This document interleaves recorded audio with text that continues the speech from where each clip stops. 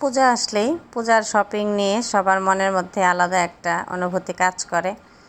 তো আমাদের হচ্ছে এবারের পূজার শপিং অনেক লেট, কারণ আমার নিজেরই শরীর অনেক বেশি খারাপ ছিল, অনেক দিনই অসুস্থ ছিলাম, যার জন্য বাইরে বের হতেই পারতেছিলাম না। তো যেহেতু পূজা, নিজে কিছু না কিনলেও বাচ্চাদের জন্য তো কিছু টুকটাক কেনাকাটা করতেই হয়। তো সেই ভেবেই আমরা আজকে বের হয়ে গেছি পূজার শপিংয়ের উদ্দেশ্যে। তো দেখা যাক কী কী কেনা হয়। আর শরীর যেহেতু খুবই খারাপ, একটু হাঁটার পরে কেমন ক্লান্ত লাগতেছিল, আর একটু পর পরে আমি বসে যাচ্ছিলাম। তো এখনও বসে আছি একটা ট্রায়াল রুমের ভেতরে। যে দেখেন, ওরা সবাই জিনিসপত্র দেখতেছে কার কোনটা পছন্দ, আর আমি এখানে বসে আছি।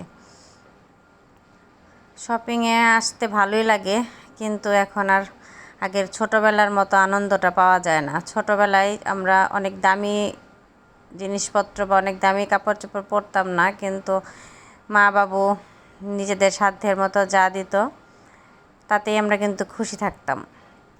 আর এখনকার ছেলে মেয়েদের হচ্ছে এরা নিজেদের পছন্দ মতোই শপিং করতে এরা ভালোবাসে। আর আমরাও ছেড়ে দেই যে ঠিক আছে, নিজেদেরটা নিজেই পছন্দ করে নিক। কিন্তু আমাদের সময় এটা ছিল না। আমাদের মা বাবারা পছন্দ করে যা দিত আমরা কিন্তু তাই নিয়েই খুশি। মানে একটা কিছু দিলেই হয়েছে, নতুন কিছু পাওয়ার একটা আনন্দ, ওইটাই আর কি মনে করতাম যে নতুন পেয়েছি, এটাই অনেক কিছু।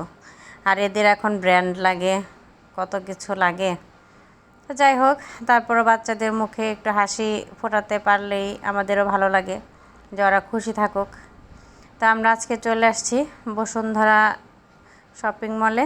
এখানে হচ্ছে টুকটাক কেনাকাটা করব, তারপরে যাব একটু আবার অন্য এক জায়গাতে। তো দেখা যাক আজকের দিনটা কেমন যায়, আর কি কি কেনা হয়, কি কি পছন্দ করে আপনাদের সাথে টুকটাক শেয়ার করার চেষ্টা করব। তো অনেকেই জিজ্ঞেস করতেছিল যে আমরা শপিং করেছি কিনা বা কি কি কেনাকাটা হলো। তো এই কয়দিন তো আসা হয় নাই।